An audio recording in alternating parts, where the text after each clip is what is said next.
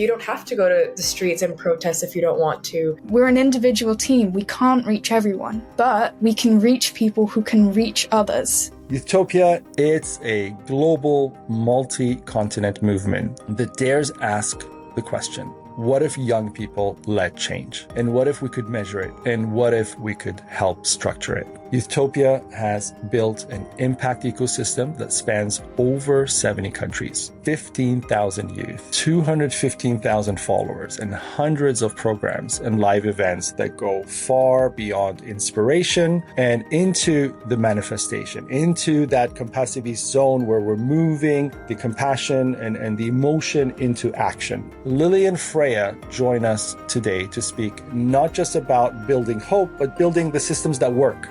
What was the personal spark that led to the founding of YOUTHTOPIA? So I'd say our story really starts with the groundwork that began over 10 years ago by two sisters, Malati and Isabel Wyson, who very successfully built a global movement called Bye Bye Plastic Bags.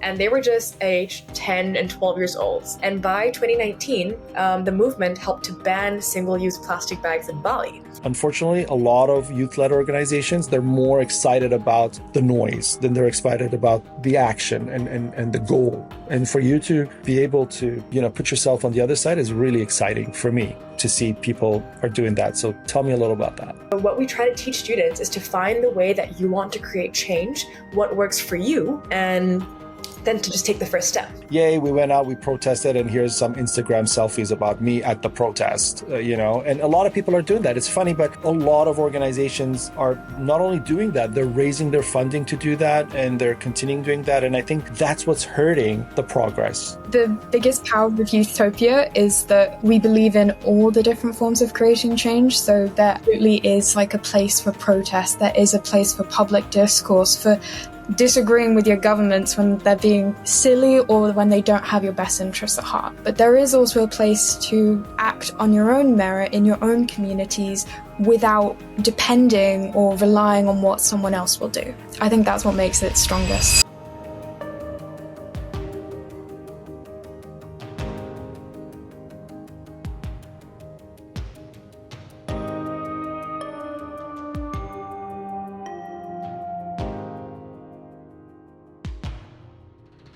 Today is actually International Youth Day, August 12th. To celebrate, I'm speaking with YOUTHTOPIA co-founder Lily and lead of their education program, Freya. YOUTHTOPIA isn't another good youth initiative about feeling good, about all of the goods in parentheses where people assume that kids come together, they're having a good time, and then it's going to frizzle away when they grow up and go on about their lives. No. It's a global, multi-continent movement that dares ask the question, what if young people led change? And what if we could measure it? And what if we could help structure it? YOUTHTOPIA has built an impact ecosystem that spans over 70 countries, 15,000 youth, 215,000 followers, and hundreds of programs and live events that go far beyond inspiration and into the manifestation, into that compassiviste zone where we're moving the compassion and the emotion into action. And that is why they are compassivists at heart.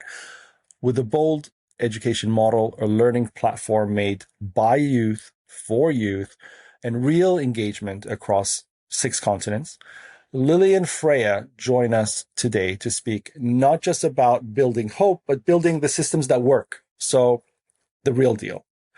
In 2024, and this is something pretty cool, YOUTHTOPIA's Circle of Youth held 8 international screenings of the feature-length documentary Bigger Than Us, hosted live programs in over 10 countries, and reached over 25,000 people across 17 days of SDG storytelling through their annual Unite, as in YOUNITE, initiative. Proof that decentralized youth action can achieve scale and substance. I actually saw that documentary before I knew what or who YOUTHTOPIA was. And then I learned about YOUTHTOPIA, and then here we are, small world. So, hello, YOUTHTOPIA, both of you. And Lily and Freya, welcome to Compassiviste Dialogues. Thank you so much for having us. My pleasure. So I want to start, Lily. What was the personal spark that led to the founding of Youthtopia, and how did you and Melody build this global platform? Did you have a vision for that always, or did it just explode into being global? Take us back to, ground zero, essentially. So I'd say our story really starts with the groundwork that began over 10 years ago by two sisters, Melody and Isabel Wyson, who very successfully built a global movement called Bye Bye Plastic Bags. And they were just aged 10 and 12 years old. So they were very young, and they've been campaigning for many years in their island in Bali. And by 2019, the movement helped to ban single-use plastic bags in Bali. And so the question that YOUTHTOPIA is answering is the question that Bye Bye Plastic Bags got in all the classrooms that they entered all around the world after speaking to over 2 million students in 30 different countries. And the question was, how can I do what you do? And so YOUTHTOPIA really strives to answer that question. And because fundamentally, we believe that change starts in the classroom. And so to answer this question of how can I do what you do? How can I start my own project? How can I build a team? How can I create change? And anything along those lines. We thought the answer was very clear. It starts with education. Change starts in the classroom. And so that's kind of the story behind why we created YOUTHTOPIA. It's fundamentally because we really do believe that all these change and all these actions start with learning about what the problem is itself and what you can do about it. And so that's kind of how YOUTHTOPIA started about. We are now a global youth empowering platform that's dedicated to equipping young people with the skills, the tools, and the knowledge to create change. And so we do this by creating peer-to-peer programs by youth, for youth, Impressive. All guided by the 17 Sustainable Development Goals. And I'm just old enough to remember the Bye Bye Plastic days. I remember that happening. Now, Freya, you come on board with that mentality because you lead the education program, which is central to the organization. And Lily, you said it right. I mean, education is so central. I've just recently come off a talk that was about meditation. And I said, wait, before you push meditation on people as a business, should there not be an education that you take into the meditation with you? Because if I'm ignorant about a cause, if I'm ignorant about environmentalism, if I'm ignorant about anything, about carbon, ask me what carbon's measured in. If I don't know, what's the point of me meditating on reducing my carbon footprint? I don't even know what it's calculated in. I don't even have the education to understand what to meditate. So who am I, do I have a line to God? Where is this information coming from? It has to be from within that it grows. So if I don't have the education, it's not going anywhere. Education is primary to anybody who wants to make change, because believe me, I've stood amongst people in London, many different environmentalist groups, as they're called, right? And I see them and they're, standing there and chanting and doing all the protests. And I say, where do you bank? And, they turn around and say HSBC. And I say, as you're standing here with your slogan and your placard and your, yelling and shouting, your bank in your pocket is working double time against you investing in fossil fuels, because HSBC is one of the primary investors in fossil fuel as a bank. So where is the education towards your cause, right? And I love, one of the things I loved about YOUTHTOPIA that I'm like, yeah, we need to have them on the show is exactly that. You hit the nail on the, on the head in the sense of, you didn't go out there and said, let's create chaos. Let's make a big movement. Let's bring a lot of people together and just stop oil. And I say that comfortably because, we need to make change. It's not about the noise we make. It's not about how many paintings we throw oil on or anything. It's about what are the policy changes at the end of the day. If there aren't any, I'm not interested. I want to see an exit strategy. I want to exit the environmental problem one day. We did the same with the ozone situation when I was a kid. I mean, you remember Hairspray and all these other things, and the hole was growing, and oh my God, there was all these sci-fi films about how we're going to die through that hole. And now we don't have that thought. It's not part of the recurring conversations of environmentalism. So there was an exit strategy that worked. The people who did that did it through education. So Freya, you come on board leading education. And what brought you to what brought you here instead of anywhere else? And what are you bringing to the table in terms of leadership to education? Well, great question. And a very loaded one. I think I've been thinking about how to answer, like, where did it kind of start? And I think the best pinpoint place that I can manage is with COVID, because that was the time when I was the most lazy I have ever been in my life. I had the least motivation to do anything, and I wasn't getting anything done. And it felt really listless, I didn't enjoy that feeling, but it kind of became my new normal. And I had this one incredible teacher who, for context, I had done a science assignment in 30 minutes, submitted it, completely failed. And he hosted a mini intervention for me. He said, right, what you've just submitted is shocking. And I don't say this lightly. I've been in education for 20 years. This shocked me. How dare you? And I was like, oh my Lord. Oh dear. I was really bricking it. And he just tells me, you know what? You can do better, and I expect you to. So do it for yourself. And if you're not going to do it for you, do it for me, because I don't want to have to deal with this anymore. And I think that was the moment when I started really caring, not just for myself, but kind of all of what was happening around me. Things just came into focus. So I got involved in extracurriculars. I joined this incredible little project called the Expand Your Impact Challenge. And that's where I met Melati and Lily, and I started with YOUTHTOPIA. So Expand Your Impact came to my school and they said, right, you're students, you're interested in service, get involved. Stop learning about it, start learning by doing, don't hear about it, act. And so that's what we did. And after that, I felt change. So I wanted to keep the momentum going. So I just blindly sent them an email and said, hey, I want to be your intern. Accept me, please. A few years later, here I am. And now it's been almost a year as education coordinator. So I think to actually come to your question, what I bring to YOUTHTOPIA is that I am a student and I've been on both sides. I've been very interested in service and I've been super disengaged as well. So I think being able to recognize how that transition takes place is what makes me able to connect best with kids. I like that. I like that your journey started by understanding learning through act and action as opposed to a continued ideation into books. And do you remember that teacher who made you redo your assignment? Can you share? We want to hear a name. I will give credit. So the teacher who first called me out and hosted that intervention was Mr. Franco, who was my science teacher at the time.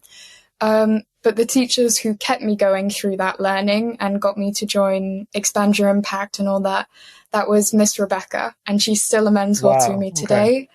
It's amazing, right? When you have the right teachers, it's amazing what comes from it, right?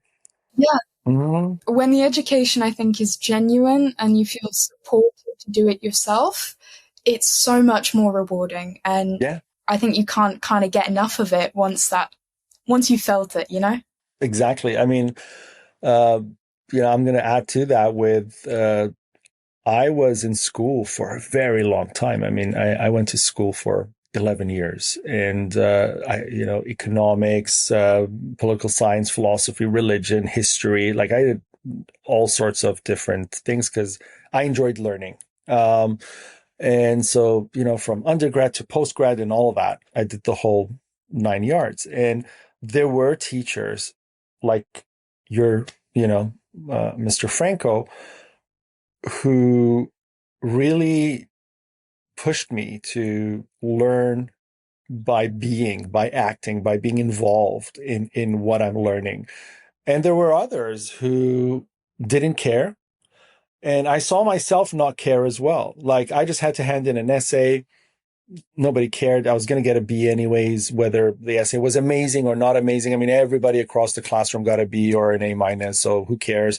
You don't invest the time. You don't invest the love into the topic. Even if you did have the love, you just like kind of, get through the day with it and get your credits and move along. But then, I had one professor who really, forced me to change my views of the world. And that's where, I'm going to go first, and then you guys are going to go because that's the next question. But it just so happened that in this conversation, it's going this way. But my first brush with environmentalism and understanding ecosystems around me, or understanding there's beyond me, there's a world that I'm part of, came from I was doing my philosophy master's, and I had a teacher when I was doing my philosophy undergrad. I had a teacher who was called Dr. David Jopling, and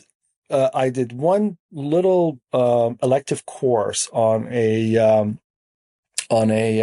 philosopher called Baruch Spinoza. And it was a very little course. And then that essay that I wrote in that course tied into some other things. And, that professor was doing some work involved in Spinoza and that kind of field. And he said, why don't you do your master's and I'll kind of mentor you into expanding these ideas here because there's really cool things you brought up there. And I said, okay. And I wasn't even going to do that. I was literally going to finish that degree, go into political science and bridge that with law because there was a program where you could get your political science master's and your law degree, which is kind of like a master's, and then become a lawyer. Like that was where I was going, right? And all of a sudden this rebranch happened, and that master's with a focus in Spinoza and bringing in spirituality and the oneness of the world and joy as the highest value and like all the things that he brought to me as an understanding by his mentorship and, Spinoza being the benchmark for me, opened my eyes into, hey, the world is more than me and what I want and the goals that I'm setting for myself in terms of I want to be a lawyer, not to make the world better, but to make a lot of money so I can buy that dream car. Like that was the direction I was going into, right? Not that it changed because I did continue and I started, the hedge fund and famously, the rest is there. But it took me about, over 25 years from that moment to kind of do a full circle and come back to my roots of wanting to make the world a better place. So that was my first brush and understanding of where I should get there. And now it's kind of like shameful for me to say this story because here I am, twice your ages, and it took me all that time to get there. And here you guys are, teens to me, and you've made that first step so much earlier. So I for myself, and I'm sure a lot of people in the audience, but for myself, I want to know, how did you accelerate so quickly into understanding from childhood to where you are today that, hey, I know what the problems are. I know where I need to be. I know what I need to do for the world. And I understand all of these things because it's kind of like asking someone who's 9 years old, how did you graduate with your undergrad? Like it's impossible almost to me to fathom that, right? So when I see young people doing that work so in such an accelerated manner, not just you guys, just generally speaking, when I see that, I'm inspired, I'm excited, but I'm also shocked because on the one hand, I wonder what my generation missed that maybe yours has more exposure or there's more amplification or there's more awareness that we didn't have or earlier generations didn't have, obviously. And does that couple with better education that you get from media and from your own ability to be involved in things that we weren't, because education was so formal in the older generation, whereas today it's really informal. I myself learned so much more by my own searches and desire than I would from taking a course. So why don't you go first and then the second? And don't fight over who goes first. I was going to say, that's a loaded question. Like, I don't think I have a clear answer to that because for me, it's more of a gradual process. I feel like you learn as you go, and different, in different moments, you'll have a brighter spark, and other times you're just learning. Like, I'm trying to think of my timeline as you were kind of sharing yours. And I think, like, in the very early beginning, it's in school maybe when they're telling you that to recycle your little juice boxes, you actually have to wash them first. If not, it can't be recycled, and all the different things are like, what does like a compostable cutlery really mean? And all these little things that you learn, and then you learn from watching the news and seeing about these natural disasters happening in different parts of the world because of weather. And so it really is sort of different aha moments that like add to it. Most recently for me, and I think Freya will echo this because we are both college students, which means we use AI. And so and I remember when ChatGPT and all these fancy AIs first came out, I didn't think much of it. I was like, wow, perfect. It's going to help me get work done faster. It's going to help me write outlines for my essays, until I learned the actual, like, really negative effect it has on climate change because of the waters that the data centers that require so much water just to even like answer a simple question. And so then even that made me realize and made me so much more conscious of even just the simplest and stupidest questions I'd ask ChatGPT. And so for me, I feel like it's just a continuous learning process. There's always something new out there that you don't know that you'll learn that will continue to inspire you, that will challenge the way you think. And so, yeah, I don't know, Freya, what do you think? Pretty much the same. Like, I don't think there's like, for me, I can pinpoint the moment that it began, but it's not one moment that changes everything. It's what you choose to do after that moment. So after where you go, oh, well, here's a question. Let me go and answer it. So I think, the internet does make a big difference in our ability to answer those questions or to explore the options a bit more. But I also think that, it's not just our generation that's done this. All the generations before have had young people who care so much and who want to do things that, older generations see as crazy. Like, it's not exclusive to Gen Z or to Gen X. This is something across the board. And we keep being surprised by what young people can do, but we really shouldn't, because so much momentum is with young people because they have the most at stake. It's their futures that are going to go on the longest for what they've had the least involvement in. So the basic answer is you get a lot of the momentum and a lot of the acceleration because there's so much learning happening at once. There's so much exposure, but there's also an incredible amount of motivation. I think that's my take on it. Right. And I like what you said there about going back into older generations. And you're right. For example, you go into the 60s in the US, for example, and there was a whole movement, happening for equality and a lot of other things that really, the backbone of that movement was younger people. It wasn't the 60 to 80-year-old policymakers at that time that were making that were building the grounds for change. It was the younger people. And at that time, that was the issue. So they tackled it the same way you're tackling the issue of today.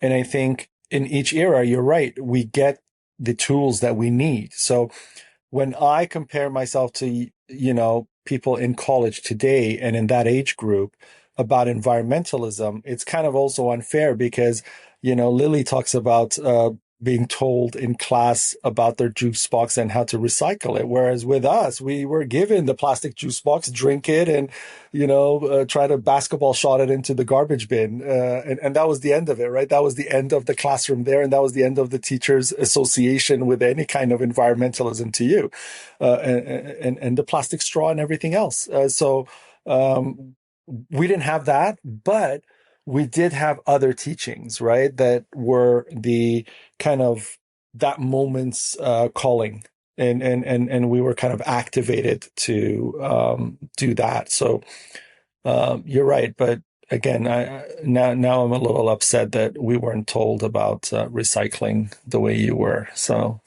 you get you win there. Now, all jokes aside, Utopia's model is serious about action, and that's really what I love about what you guys are doing, honestly.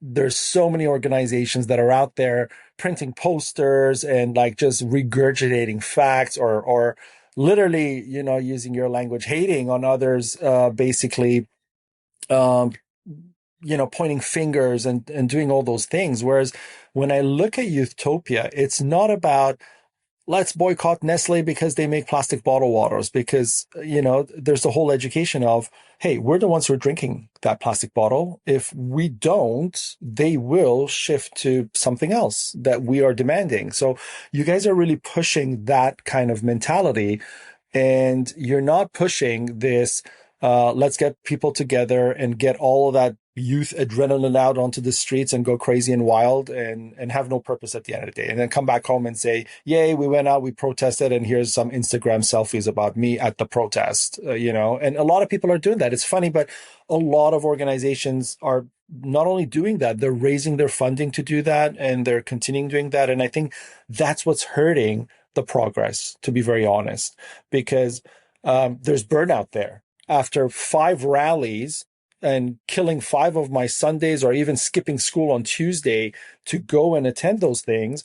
And then after the 5th one, nothing happens. And, I'm asked to do another 5, and I'm asked to now be in charge of creating the posters, and I'm having sleepless nights and everything else. And then 6 months later, nothing's changed. There's not one policy that's changed. You're kind of like, what am I doing here? And then you leave, right? And then, but the problem is, new people replace you, and then the machine keeps going, and it's become this capitalistic venture, the way I see it. Whereas with Youthtopia, there is so much more invested into the action. You guys last year ran to run 125 events in 1 year, or to have about 6,000 people, if I'm not wrong, enroll in your programs. Those are big numbers. That's a lot of effort. That's a lot of like full-time dedication to what you're doing. But really, the goal isn't to have a high Instagram count or to have, presence in that sense, because your efforts and your goals are more the personal kind of spiritual and mindset shift of the human who comes into Youthtopia or goes through Youthtopia and changes on the other side. And then that person's transformation essentially becomes the goal of Youthtopia from the way I'm seeing it, because I come in here, I learn through Youthtopia, I take my education when I'm at the supermarket aisle, or when I'm choosing where to go on vacation, or I'm choosing what furniture to buy for my house. It's allowing me to take into account a lot of that education to make better decisions. So it's not kind of like, let's go and stand in front of Parliament House and yell for 3 hours straight and then get kicked out by the police and get excited about that and go home and nothing changed. So tell me a little bit more about how you separated yourself from that, because again, unfortunately, a lot of youth-led organizations, they're more excited about the noise than they're excited about the action and the goal. And for you to be able to, put yourself on the other side is really exciting for me to see people are doing that. So tell me a little about that. Yeah, I think the number one thing that we actually try to push out at Youthtopia is that there isn't one way to create change. So you don't have to go to the streets and protest if you don't want to. You don't have to be writing letters every single day to your government to make certain policy changes if that's not how you want to create change. You don't have to you don't have to create change in a way that you don't want to. So then what's the opposite? It's to look inwards, to think about, what are you good at? What are you passionate about? What do you feel really strongly about? Are you a really talented musician? Do you want to write songs about something that you're passionate about that has to do with climate change? Are you really interested in research? Are you a scientist? Do you want to do some science research into chemistry and how you can solve microplastics in the water? And so what we try to teach students is to find the way that you want to create change, what works for you, and then to just take the first step. So, for example, Freya shared a little bit earlier about how expand your impact is a very core thing that sort of changed her trajectory. And for her, maybe that looked like going into education, empowering other young people to also have the same skills and knowledge to create change. But maybe for someone else that took that program with Freya, for them, creating change looked like learning more about why recycling is important, why they should be a conscious consumer. And maybe for them, it was about spreading it to their immediate circles first, their family, their friends, and working to create change in their own immediate community. And so I think change can really look different for different people. And so that's the first thing that we try to, really teach young people when we give them the examples of so many other young people creating change. Definitely. Like, I think the biggest power of Youthtopia is that we believe in all the different forms of creating change. So there absolutely is like a place for protest. There is a place for public discourse, for disagreeing with your governments when they're being silly or when they don't have your best interests at heart. But there is also a place to act on your own merit in your own communities without depending or relying on what someone else will do. And so I think that focus on mutual aid, I think that's what makes it strongest. So yeah, I think that's how we distinguish really. Like, it's exactly what you said, Lily, just opening up the possibilities of what change looks like and breaking from the stereotypes of, oh, you have to like stick yourself to the roads. You absolutely can. Go ahead. Support that fully. Like, do what you need to do, because the UK government does need to get its stuff together. But also, if you want to create change in other ways, if you want to get into art, if you want to raise awareness, or if you love singing, like we have an intern who is an incredible vocalist, and that's one of the ways that she creates change. And it's really lovely to just see that diversity, because I think we lose so much of the power of change making when we limit it to a certain kind or the most, I guess, media visible ones. Yeah, I think it's definitely not just about the visibility. You can, who's to say that someone that's going on the streets every single day and protesting, and just because they have more visibility, that way of creating change is more effective than a policy researcher, someone behind the scenes that's looking into the science behind it. So, yeah. Right. And that's an important distinction to make, right? Because, you're speaking to a lot of youth when you are saying that, in the sense of measuring your impact versus, just thinking that, shouting is the impact. Because you're right. Sometimes it's the quiet science research paper that goes into the public sphere that then goes into the government, and the government says, oh my God, we never knew this, or we never calculated this, and we need to change this. And then that becomes policy. Whereas yelling may just be noise to them, and they'll be like, just close that window. And then boom, the noise is gone. And you're standing outside yelling, but it's not reciprocating inside. And so there's no change. And sometimes it is important to also be there publicly and visibly, and to say, look, we're not happy. And that's what revolution is, right? I mean, you go into history and you see all the revolutions that happened, and it requires a presence of a public that says we are unsatisfied or dissatisfied and we want change, and we've given you plenty of chances. You haven't committed to taking our best interest at heart as a public, and so we're out here now. We're not going home. So both forms are powerful, both forms are needed, but I think with the structure that you guys bring through education, young people are able to assess what works and when it works and how it works, as opposed to just going all out. It's kind of like learning the rules of the game, right? I mean, you go on a football pitch and you want to play, you kind of need to know the rules before you pick up the ball with your hands and start running and throwing it into the net and saying, I scored. Because no, you didn't. That's handball right there. But you never knew the rules. So how would you know to score a goal, which is the impact of that game, right? It's the same thing here. The education comes first and foremost. Now, I mentioned how you guys are on 6 continents. And obviously nobody's on the 7th continent, so we're not going to take that away from you. But you run expeditions You're getting there? Okay. Hopefully, I'll come visit you when you're Don't there. worry. But uh, you've run expeditions actually in Indonesian islands, well, Bali and other places, obviously, and all the way to Australia. I heard okay, fine. Taiwan, I can understand. But then places like Azerbaijan and other places that I'm like, wait, how did this? Because when I first saw that right in the notes, I was like, who wrote this? Like, are you sure this is right? And then I went and I looked, and they're like, hey, look, it's here. This is what they did. And I was like, how did they get there? Like, what is how does this happen? And so these grassroots engagements that you have are like growing into places that you don't even expect now. I'm not too old to understand that the internet is amazing in bringing people together from all around the world and giving that kind of capacity to be a community as if they're your neighbor next door physically. But what is it that gives you these connective spaces all around, literally all around the world in these tiny little places that you wouldn't even imagine?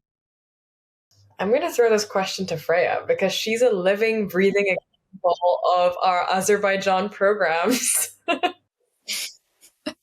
Yeah, actually, Expand Your Impact is in Azerbaijan. That's where I kind of came into Utopia. Um, and I think we have a lot of the connectivity from both building up our circle of youth. So that's like young change makers who really get it. They understand why we want to create change. They're out there in their own communities doing all that they can in all the different ways that they are.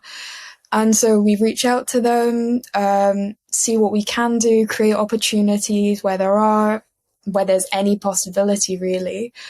And then we find buy-in. So a lot of that sometimes will be schools reaching out, expressing that, hey, we really dig what you're doing.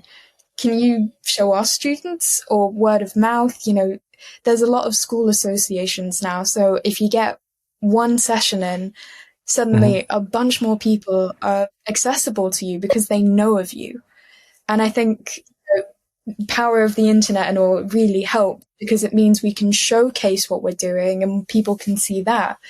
But it's the word of mouth and the talking between people, between educators, that I think makes all the difference in, really getting into new places and building on the connections that you do have. So I think that's how we build those networks. Lily, back to you. I mean, yeah, I just wanted to add on something about what Freya mentioned about our Circle of Youth. So, Mm-hmm. Youthtopia's Circle of Youth is our network of over 350 young change makers from all over the world that are creating change in their own ways in their own communities. So, for example, we have Reyhan Kamalova from Azerbaijan, who's a scientist and an inventor, and she created a machine that converts rain into electricity, into energy. Or we have Nadia Okamoto in New York, who co-founded the period movement where they advocate against tampon tax, but she also created a sustainable period products brand. Or we have we have Louise Mabulo all the way from Philippines, who founded the Cacao Project, where she promotes sustainable farming. And, this list goes on, and it's really represents people from all these different countries, but also in the ways, again, that they create change. It's all very different. It's all very contextual. And I think that's sort of the important part, because we're trying to build this international community and we're trying to have this international exposure. We can't be just promoting, again, one type of change. It's contextual. It depends on where you're based in the world, what your interests are.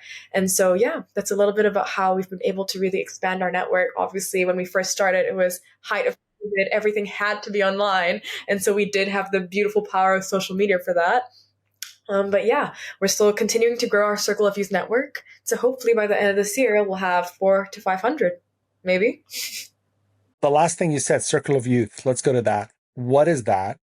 Because you're trying to evolve that. So, what is that for the audience? And how did that, like you said, social media and a hub there to an actual launch pad and a multiplier of change for people? Because when some of those names you mentioned, other people on your team, that 350 people. I mean, when you think of that circle of youth and you think of, making that into thousands of people, then, it kind of, those are satellites on their own that then, awaken in more thousands and tens of thousands, and then you're in the millions. And so what is that? How do people engage? How do people come to Youthtopia to be a part of Circle of Youth, to take that 350 to 500 to 1,000 and beyond? This is your pitch moment. No pressure. Mm-hmm. Yes, no pressure. Investor pitch moment. Go. My investor pitch. So, I mean, yeah, a little bit like I mentioned, it's an international network of young frontline change makers. So they have to be young, they have to be change makers, and they have to have a proven track record of creating change. But of course, that can look like many different things. It can be in your own communities, it can be guided by your own passions and sustainable development goals. Sorry, what was the question again? It was a bit about building this network. You killed it. You're not getting funding. That just momentum's still going, and the funding is coming. So the question is basically, how does this network, like how does it grow? How does it exist? How does it stand on its own 2 feet? And most importantly, how is it more than just a collection of people? Like, how are we creating change and creating growth through? And I think, honestly, you've almost answered your own question, really, because you said, like, you start with a small group and they spread outward and thousands become thousands of more and they reach out. It's really like a tree, like right behind me, all these branches going in different directions that a single trunk would never otherwise be able to reach, And I think that's exactly the momentum and the idea that we have with the Circle of Youth. We're an individual team. We can't reach everyone, but we can reach people who can reach others. And that's what matters. So all the Circle of Youth network really is people who are creating change right now, who want to continue doing so, and who we are giving the tools, platform, and support to create that change and to keep it going. So that's really what we do. We say, you're doing a fab job. We are helping you do that job even better because we know you can. And other people aren't right now. Well, some are, but more people should. We want these people to be empowered as much as possible because the stuff they're doing is incredible and it should be seen and it should be celebrated. Yeah, I mean, thank you so much, Freya, for saving me on that. But that actually reminds me of what I was going to initially say, which was about building this community and the power of community to create change. One person, you can create this much change. 2 people, you can create this much change. 300 people, you can create this much change. And so it really is. That's the goal. I mean, that's the goal, Yeah, hopefully that's the goal. It's not about hopefully. I'll tell you one thing. When I started my fund, it was I had about $18,000 in my account, and I couldn't get a job because I had all of these degrees and I'd never worked a day in my life, and because I was always a student, and so nobody would really give me a job. And so I decided, because of my upbringing, because of my younger days in Europe, back then there was no euro. Back then it was the pre-euro days. So literally every few hours of driving, you'd have to exchange currency from Dutch mark to French franc to Swiss franc to there's all these things going on. It wasn't just €1, and you didn't have cards to just tap, and so it was currency. It was hard currency. I knew a little bit about exchange rates and stuff. So I said, you know what, I'm going to go into Forex because I understand a little bit about that. When I started that work, there was no goal. It was just the 18K is going to get to zero quickly. I'm going to starve to death. I need to maintain some form of income. Let me do this. I might make a couple of thousand here and there. But when that couple of thousand became 10,000, my vision changed. I said, I can turn this 10,000 to 10 million if I have a few more investors to put tens of thousands in as well. And so it grew. When I quit, it was, almost a $4 billion fund.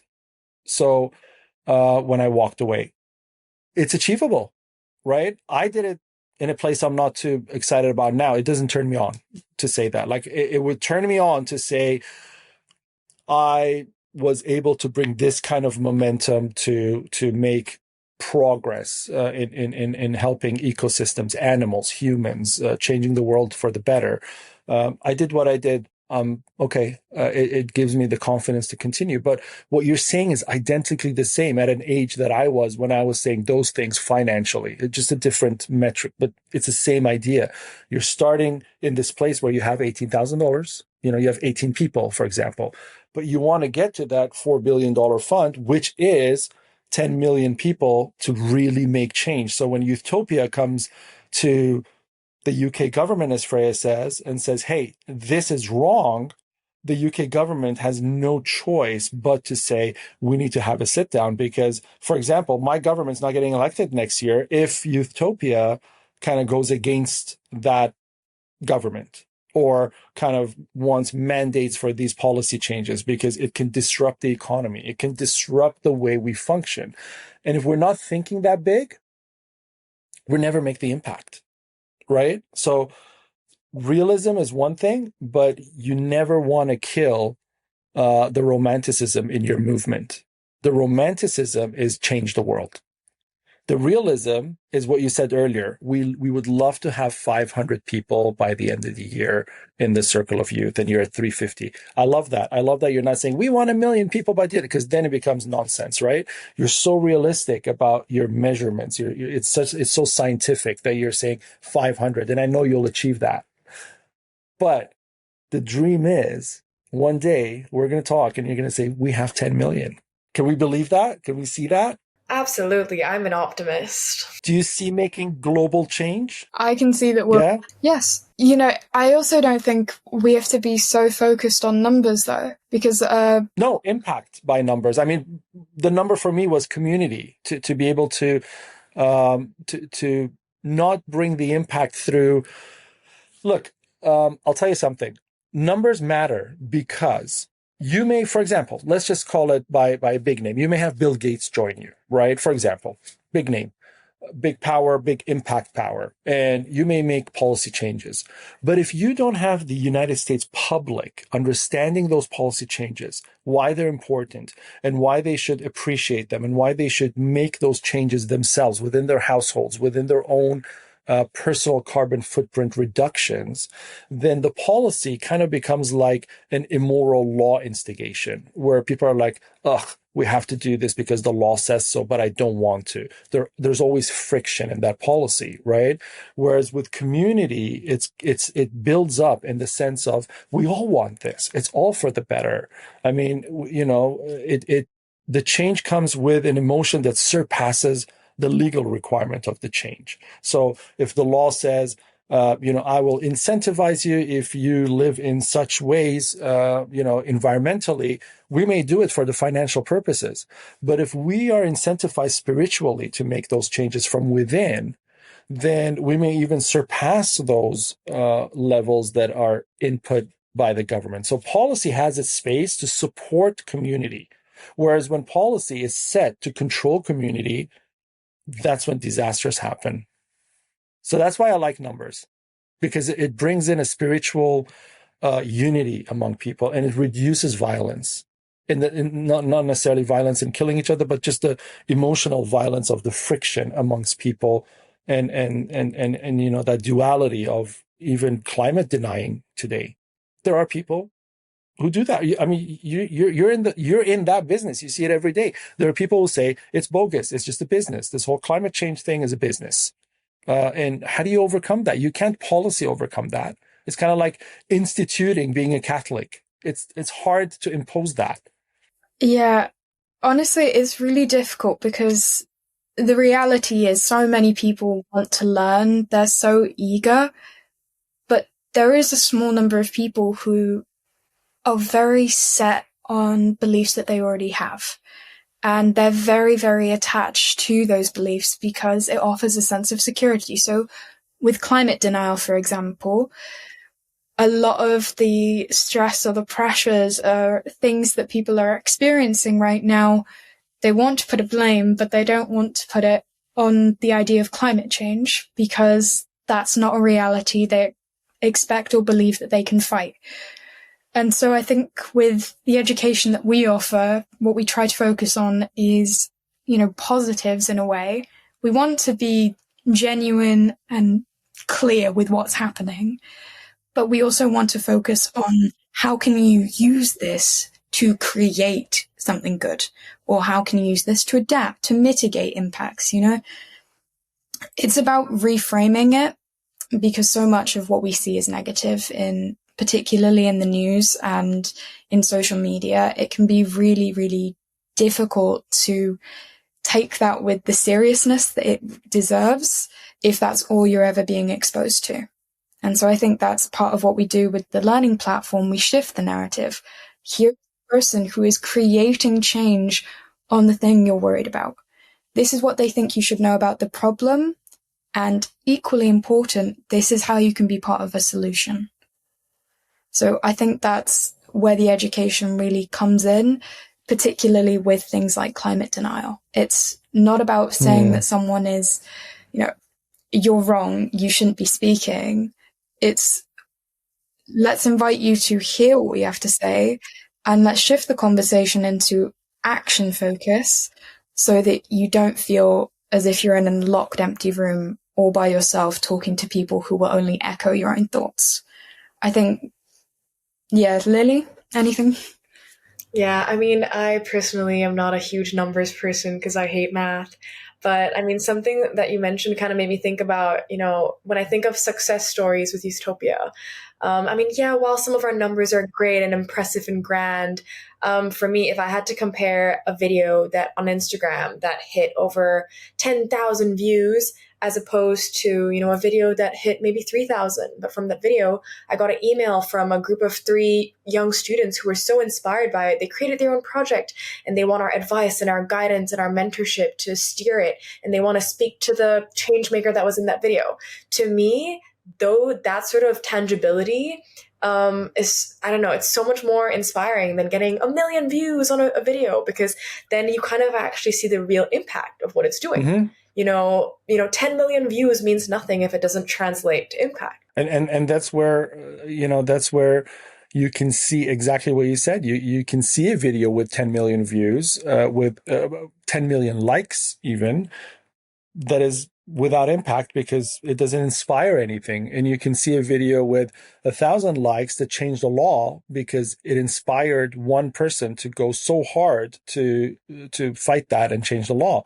And that's great. And the purpose, I love what Freya said there. When I in the introduction, I said you guys are compassivists, you just don't know it, is you are actually taking compassion from emotion and turning it into action, which is exactly what compassivist is.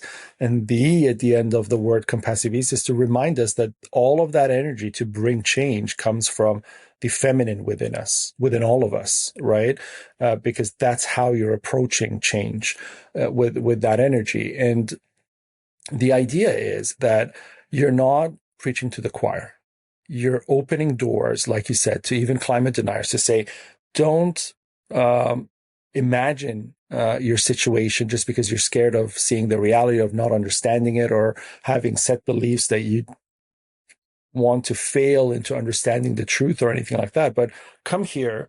Let us invite you. Let us have a conversation. Let us have dialogue, just like here, this is called Compassiviste Dialogues. That's the whole point. Let us have dialogue and let that dialogue shift realities for all of us maybe, and kind of engage in a space where we can turn around and say, okay, I get it now. There's a way I can mitigate this. There's a way I can influence this. There's a way I can make this better.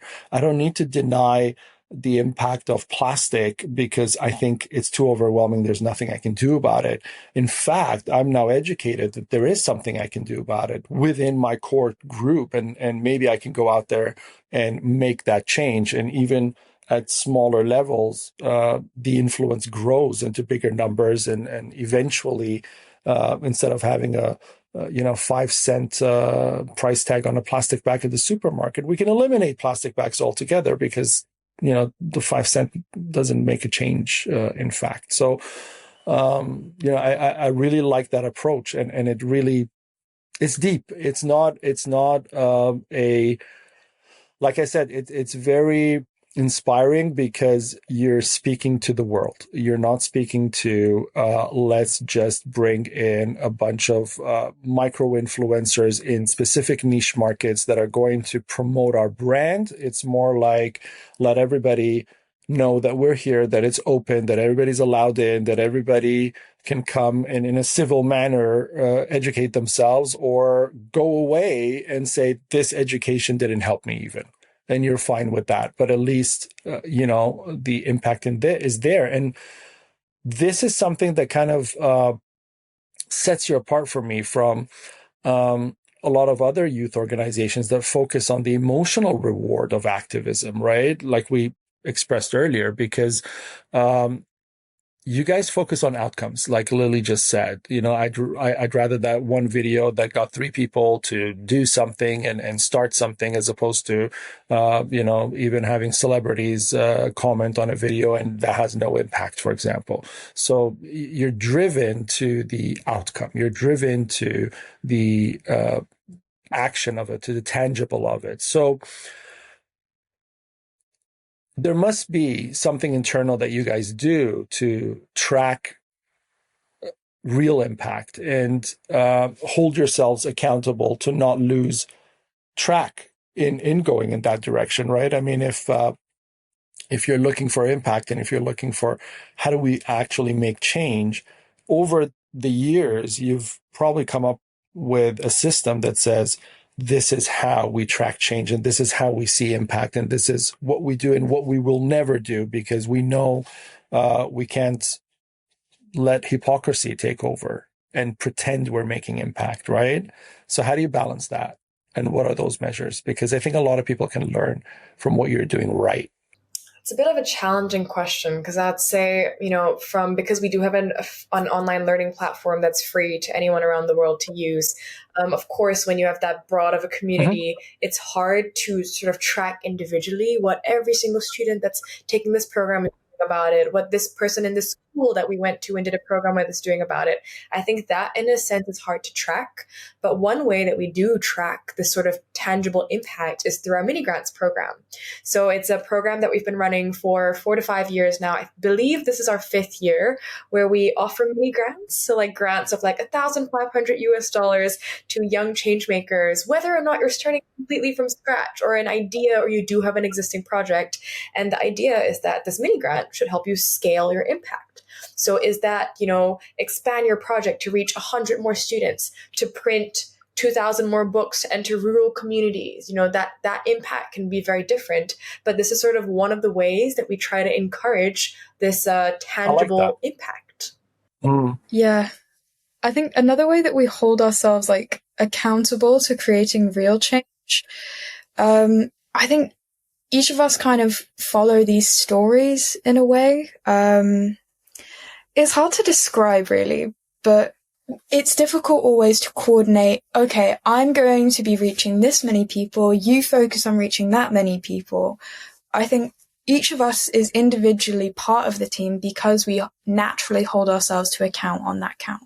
We want to create genuine impact, and we want to do it as much and as broadly as possible, each in different ways. So the way we keep ourselves accountable to that as a group is, sharing what we're doing, trying to coordinate between one another and scale it up from there.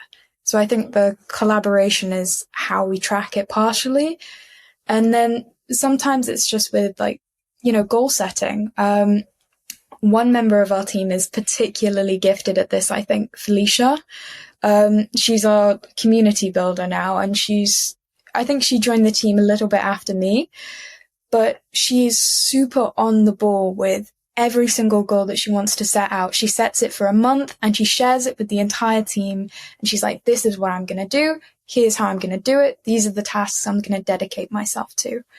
And it's, that practice of sharing goals, uplifting one another, and also figuring out best practices along the way and being open to that change. So there's not one structure right now that works for perfect impact tracking. it works because we keep updating it and we keep figuring out new ways to shortcut like the administrative burden and just focus on doing. I think that's really how we do it. Yeah. That's a lot of teaching. You say it in a way that we don't have a way to do it, but that is a way to do it. That's amazing. As you're saying that, I was thinking, you're so right. When in my own team, when people disappear, for 2 weeks, and they're doing a lot of work, but they disappear for 2 weeks. You don't know what they're doing. You're kind of like, what's going on? Where is he? Or where is she? And what are they doing? And you have no clue. But then there are other people who are like, here's a weekly report of what I did. Next, I'm going to do this. If anyone wants to take a look at this deck and tell me if there are any inputs or revisions and give me some feedback, and they're constantly there. People are engaging and people are kind of being involved, and it's allowing us to also see progress, because you kind of get to a point where you're like, oh, wow, we're here now. It was just like a couple of months ago, we were here thinking about how do we do this? And now we're in construction, so to speak. So that's a good way to communication, basically, is a good way to keep each other aligned on what's going on and how it's growing. So that's really good. And quick question, you offer the mini grants and stuff like that. How do you raise your funding to support your, that big branching idea that you have? Because I like the idea of all of us donating into things we believe in and we want to do, right? So if everybody, I always tell people, I don't need an impact billionaire funder if I can have 1 million people believe in what we're doing, because $1 each from 1 million people is enough money every month to get us going into whatever project we want to do, right? Versus that one impact funder that, it comes with its issues as well. So what is your strategy for how Youthtopia grows funding and maintains, That's a tough question, especially as a youth-led organization with a very international team, with a social impact, with a free learning platform. So definitely something that we're still learning, as we grow older. Yeah, you're not selling courses. That's what I mean. You're not doing those things, right? A lot of people come out there and they're like, I'm going to help, the environmental cause, pay $4.99 to get my 106-page ebook. They'll teach you. No, so you guys are not doing things like that. And you're doing it, but where are you getting funding? Real question. Where are you getting funding? So on our learning platform, actually, just to answer that question quickly, you have the option of taking the course completely for free or donating a small amount if you want to. But in terms of how we raise funding, for the mini grant specifically, it's actually independently funded by us. And that's why it's mini grants, not big grants. In an ideal scenario. So you're all billionaires, basically. That's what you're saying. Well, you just said you're giving away $1,500 per fund. No. And when I was your age going to school, I don't know if I had $1,500 to give people. So where is the money coming from? So my dream is actually to just fund scholarships where instead of going to university for 4 years, you just work on an impact project for 4 years. But we'll talk about that when we get there. This year we opened up the idea of our mini grants to looking out for sponsors. So this year we actually do have it's partially sponsored by Dopper, one of these amazing brands that advocates against packaged water, to work with us. But yeah, definitely something we're looking to raise funding for. So if you're interested, or if you know anyone who's interested in funding our mini grants for the future, do let us know and get in contact with us. But as to the larger question of how we are able to keep our learning platform free and accessible to all, which is the whole mission behind Youthtopia, we do have 2 other revenue streams. One, we create curated programs for both schools and corporates. So this can be curated programs or workshops, anything to do with sustainability, leadership, sustainable development goals, and anything under that umbrella of change making and the skills that contribute towards it. And second of all, we also have a speaking agency. So in collaboration with the London Speakers Bureau, we run one of the world's first youth changemakers speaking agencies.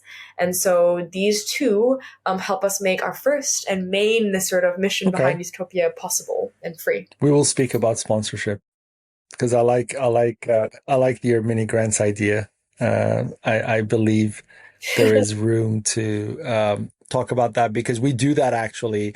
We support different organizations in Colombia, in Tanzania, that are doing amazing work, but they just need kind of somebody who understands what they're doing and values what they're doing and kind of buys into the project and says, here, I do have a little bit of money in terms of my momentum into the projects that you are kind of building. So we will definitely talk about that. Now, this naturally makes me want to ask, is being that your model is not really financially heavy in the sense that you're not doing cancer research that needs a lab that needs $20 million in equipment, right? So you're not financially heavy. I think the impact isn't directly correlated or parallel in the financial stream.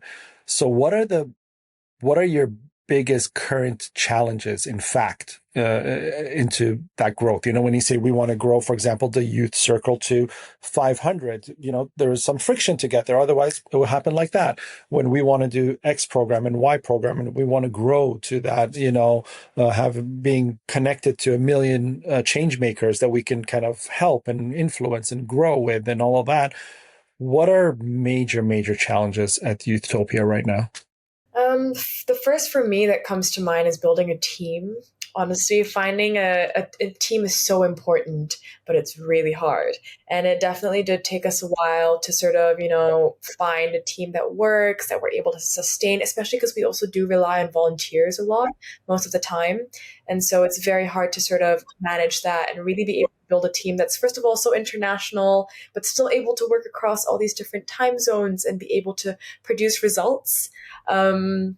And so, especially for me, sitting on the leadership team at Youthtopia and having gone through this process, I think it's very interesting for me, having to speak to different people who want to join the team. Are they a right fit? How do you know if it works? It works for 2 months and then it doesn't. So I think that's definitely one of the core challenges that I face.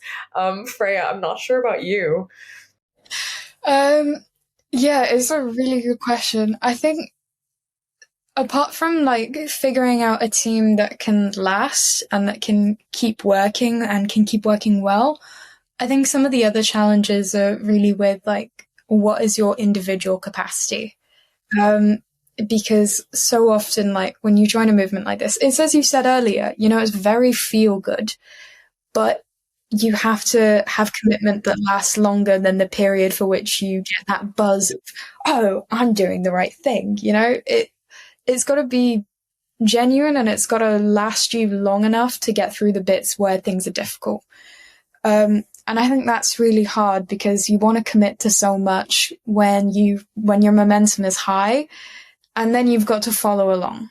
So the thing with me for Youthtopia is the hardest part is accurately gauging what you yourself as an individual is capable of and planning accordingly. Because you don't do that correctly, you end up burning out and you're not even able to do the barest of what you want to do, let alone all this other stuff you said you would.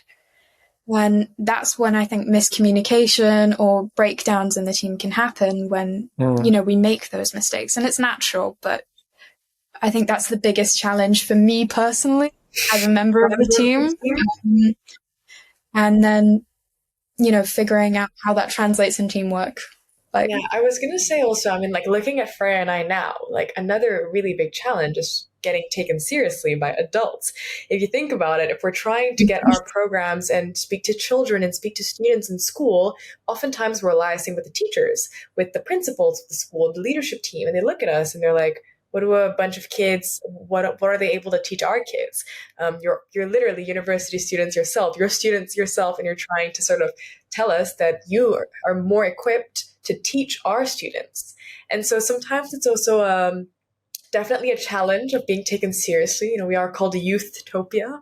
The focus clearly is on the youth aspect and the youth empowerment. And so I'd like to say that through that process as well, Freya and I have definitely grown a lot and learned how to position ourselves as I don't know, people seem to always be surprised when they hop in a call and they're like, oh, like you're quite young. And you're like, yeah, just taking a call from my university dorm. Hi. You know what? I totally get that because I remember walking into a meeting where we were going to buy another firm, and it was big numbers, big money. And when I walked into the door, because I'd gone to their board meeting and their boardroom, everybody there was, 55 to 70 years old. And I was about, I think 31. And I was wearing, it was winter in Toronto, and I was wearing, I think like snow boots and track pants and a big parka and a sweater. And I walked into that meeting dressed like that because I didn't care, because I was young. I was so successful that I didn't care. Kind of like, you see how Justin Bieber goes places and how he's dressed, and you're like, no, he should be in a suit and a tie, but I don't care. I'm Justin Bieber. That kind of, imagine that, right? So I'm walking into this meeting. Everybody's in suits and ties and the whole 9 yards, and their pens and their notebooks and everything there. I walk in, nothing, no laptop, nothing like that. And they're looking at me like, can we help you? They honestly thought I was delivering food or something at that place, because I was dressed like I'm outdoors all day. And I was like, I'm Ali. And they all look at me like shock, right? Nobody took me seriously for the first 10 minutes of the meeting. Literally, nobody took me seriously. And I realized it didn't matter, because I called the shots. I was here to buy their company. I called the shots. I have the power, right? And so at that moment, I realized for the first time that it's not about wanting or expecting or fearing people taking you seriously. It's how much confidence do you have, and how much do you know when you open your mouth in that meeting, right? So don't ever let that get you down at all. That happened to me in school as well. When I was doing my political science defense, the person who was supposed to judge me in the panel that was supposed to judge me, my paper was, what if Kuwait exported potatoes? And it was about the Gulf War. And I said, if there wasn't oil and Kuwait was a potato exporting country, would there be all of this fiasco that turned into the Gulf War? And so the person who's sitting there judging my paper had never been to the Middle East. I asked them, if you name me 5 Middle Eastern politicians or, political writers or analysts or authors, I will quit. I will quit the degree and I'll just go home, because I knew they didn't know, and they couldn't. And I said, see, how are you judging me? Just because you sit here with the rank of professor, you think you know more about a topic that bureaucracy has allowed you to teach. Whereas in effect, you don't know more, because I bring the experience with me. I bring the history, I bring the knowledge, right? So age means nothing, especially today that you have so much more capacity for education, and you are actually doing something about what you're doing. For those principals or teachers or other people who sit with you in a meeting and says, what do you know? Tell them, what are you doing? What have you done? You're sitting here looking for somebody to come into your organization to teach the kids what to do. If you knew better, why are you asking people to come in? If you knew better, why are you inviting outsiders? Right? I could teach somebody about how to make a good trade on Forex, for example, or when to buy gold and when to sell it, because I have history. I know how to do that business. I will not bring somebody else, hire them to teach the person asking me that question, because I already know that question. But if that person asks me, how do we build a spaceship? Hold on, let me go find NASA for you, right? So when I don't know, I bring people in. So whenever people discount or question or kind of mock you, that's the rebuttal. Why did you invite me to the call? Why do you have me here? Why are we engaging if you know better, right? It's about your strength and knowing your value. And you're very valuable, not just both of you, but everybody in your team, including your co-founder, Melody, like all of, like making policy at that age. I mean, when you're 10 and you're 12 and imposing that is not a small feat. It's not a matter of, a little kind of act. It's power, and you guys have that power. So never let that be a challenge. And the team thing, you're very right. And you know what? Unfortunately, a lot of people think with money that gets fixed because I can pay my employees or team members or whatever you want to call it. And, they'll be able to work. And it's just because they can't pay rent and they have other obligations that they can't do this work. And it's really not. Sometimes you have the funding and you pay them and they just become more capitalistic into the work that they're doing, and that passion goes away, and then they don't create anymore in the way that they came in passionately. So I think a lot of organizations that start with that kind of passion and spiritual alignment that brings people together, like you guys, have that problem continuously, because even as you grow, you have this issue of okay, now I can afford to have a team that's paid and sustainable financially, but who's here for the real reason of that passion anymore? And who's here because it's a 9 to 5? So I think that's a problem you'll have for the rest of your lives. I have it. Everybody has it. So deal with it. That's why I'll tell you, just deal with it. It's going to be there forever. There's no solution. But I'm going to throw this question out there because I think it's important to know that you guys are humans as well. You're not just a bunch of robotic environmentalists that just like focus on one thing and that's all you do. And there's more to Youthtopia than just people who are there all day doing this. So I want to ask both of you, when you're not doing this, when you're not sitting there thinking of changing the world and helping, what is a totally unexpected hobby or habit that keeps you grounded, keeps you human, keeps you engaged, keeps you within your age group and the things that you're doing,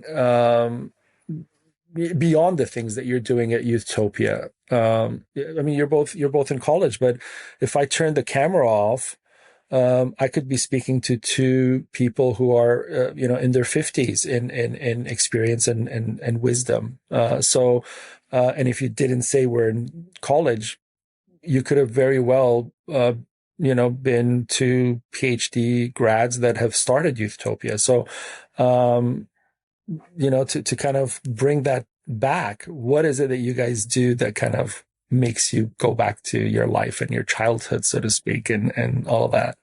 I don't know about childhood, and it's, I guess, not really that unexpected, but Well, I'm sorry, but you're not 50, so you are a child. It's still, how old are you? We can just go there. If you're anywhere between 16 and 25, you're still young. You're still young. You still fall into that child kind of category. Doesn't matter how much. That's what I mean. What connects you to that part of you? Because what you do, in fact, and the way you're changing the world and the way you're impacting the world is the kind of traditional, now you're in the labor force, right? Now you're in the workspace. You're in that adult space. You're making those changes. What do you do to kind of maintain the joys of that younger adulthood, right? Because if you don't, and you're just fully focused only on work and changing the world, then I don't know. It can't be that much fun, right? well, for me, if it's not exercising and like just going to the gym, playing tennis with my friends, rock climbing, it's actually DJing. I recently learned how to DJ, and I've been doing it for a couple of months. And as our graphic designer at our Youthtopia team. And so we always joke about converting our Youthtopia headquarters into like a little day party, and we'll just spin our beats on our DJ sets and throw a little party for all our Changemakers at our HQ. There you go. See, something Freya even didn't know about. So you're a DJ. Okay, so if all else fails, we can change the headquarters to a nightclub. There we go. And if yeah. I can help out with that because my answer is it's actually mixology. I love making cocktails. See there, we started a new business right there. We're gonna open a club, Utopia, the Light Club. Every weekend HQ converted, and then that's how we'll raise the funds for the mini grants in. There you go. We don't need to. Yeah, never mind the mini grants worry anymore because the door will pay for the mini grants. There you go. Now we have a nightclub. So mixology here and DJing there. How'd you get into mixology? Because it's tough. I know a friend of mine who does that, and it's so difficult to remember all the. Oh my god, the memory you need for mixology is insane. It's tough. It's lucky that I'm not doing it as a job because that means I can just refer to a recipe if ever I'm like confused on what to do. But I really got into I don't know, I got really into like cooking and baking, and my grandparents, they can't have alcohol anymore, and my brother couldn't because he was underage, so I started making like simple little like lemonades, and then started doing mocktails, and then I went, well, why don't I make some for me? And it just kind of grew from there. So like I love trying new ones. I've tried a frozen mojito the other day, and that's really good. I love the textured ones. They're just so good. But that's how I got in. Just liked to cook and wanted to do something a bit different. Okay. And DJing, how did that? Was there a love of music from the beginning, and that grew into I want to change this beat a little bit, or like how did it come to be? Maybe. I don't know. I guess I listen to like pounding music when I'm doing work, even if it's like replying Utopia emails, like like managing the learning platform, like little mundane tasks that is just like a lot of technical work. I need to listen to pounding music, and I've kind of sort of got to know more and like fell in love with like the sort of tech house genres and Afro house genres, and I was like, what? I want to learn how to play that. I want to start DJing and hosting our own gatherings and events and being the person that controls the music. And so I kind of just impulsively bought a set, and then I just forced myself to learn. And I would reach out to people who knew how to DJ and I'd ask them to teach me, and just I'd watch videos online and try and just learn myself. So should I imagine when you're emailing me back, you're just jamming out to techno, like head boff? I know, right? That's what I was just thinking. I was trying to imagine Lily, and I'm sending her an email about let's talk about the microfunding, and she's like, that's all I'm gonna remember now. See? Oh boy. Okay, now we know a little about and let me ask you one more question about that. Of all the team members, of all the people there, who has the most uh, astonishing or weirdest kind of hobby that you guys like? Is I don't know. Is there someone who goes wrestling with alligators on the weekend, or like, is there something really out there that one of your members comes to mind? Not to our knowledge, anyone wrestles with alligators, but we can check the team chat and like update in the description of this video just to confirm or deny. Yeah, because mixology and DJing seemed like a shock to both of you anyway. So maybe we need an update on that on who has the wildest hobby in the team. I don't know about weird or wild, but I would say we have a very fun, Right? creative team, and I think that's what makes working with all of them so fun. I'm going to give a more concrete answer than that. Whatever Malati does physically is crazy. Like, I think she did like some major challenge where she was walking for like 70,000 steps in a day or something like that. Yeah, she Like, did that's like a crazy. 12-hour walk. Like, this was out in like the woods or in the forest somewhere. She's awesome, but that's crazy. That is wild. That qualifies. We'll take that. That qualifies definitely. 12-hour walk. Good job, Melody. You win. Last question before I let you guys go. Let's assume for a moment that you're the most powerful person in the world individually, in terms of influence, moral authority, and making change.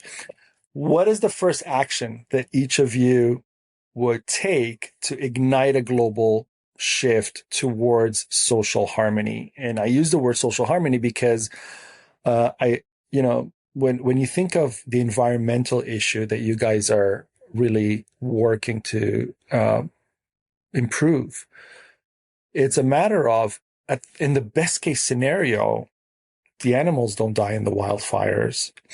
The ecosystems don't vanish. All of these species don't go extinct. There isn't this much inequality in the world.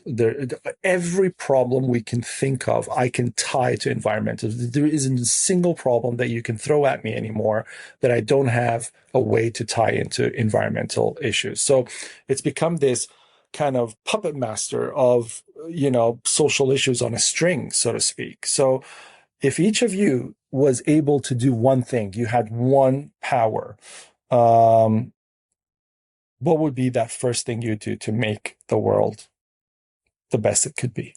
I'm gonna start, and I'm gonna preface this by saying that we'll see what Lily makes of it, and then it might have to be edited out.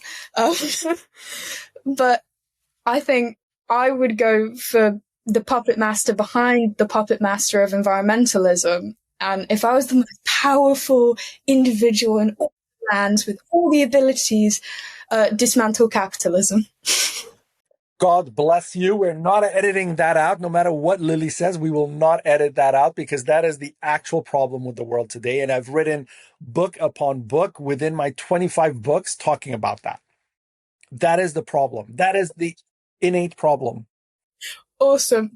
And I will just also preface, earlier we were talking about, criticisms of the British government. That is me criticizing. Youthotopia could or could not agree. I am very critical of my government, though. So there we go. Okay. I don't like capitalism, and the British government is bad. I was on a completely different tangent. So my answer, I'm gonna steal. I mean, we recently did a program in Thailand with a bunch of grade 6 to grade 12 students, and we like to start all our sessions with a question and ask the students, if you had a magic wand and you could make a one wish, what would you do? And all the kids say, I'm gonna solve climate change, I'm gonna ban plastics, this. But one kid said, I wish everyone was a little kinder to each other.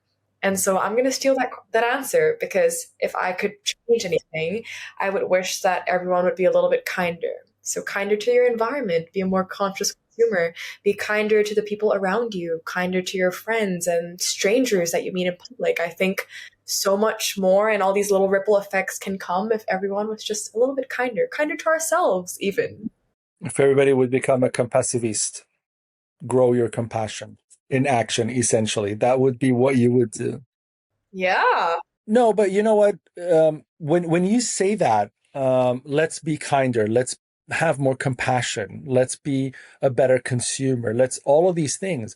What you're really saying, in effect, is let's change the capitalistic mindset, not so much this thing about communism, capitalism, socialism, social orders, economic orders, state management. It's not about that. It's about when I say capitalism is wrong, I don't mean it as the market and the free market. No, I mean it as the way we think as capitalists, right? Because I have to capitalize on you to be able to grow my financial interest as the primary goal of my existence.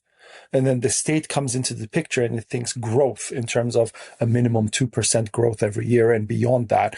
And when you think that way, you cannot be a more conscious consumer, because I have to shop at H&M every often that I can, or Zara, because if I don't, the economy tanks. And if the economy tanks, I lose my own job at the ice cream shop across from H&M.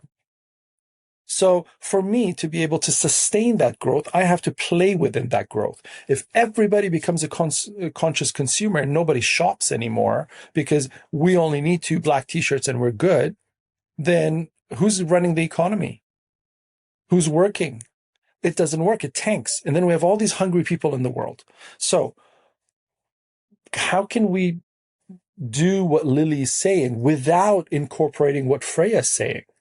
We need a new model.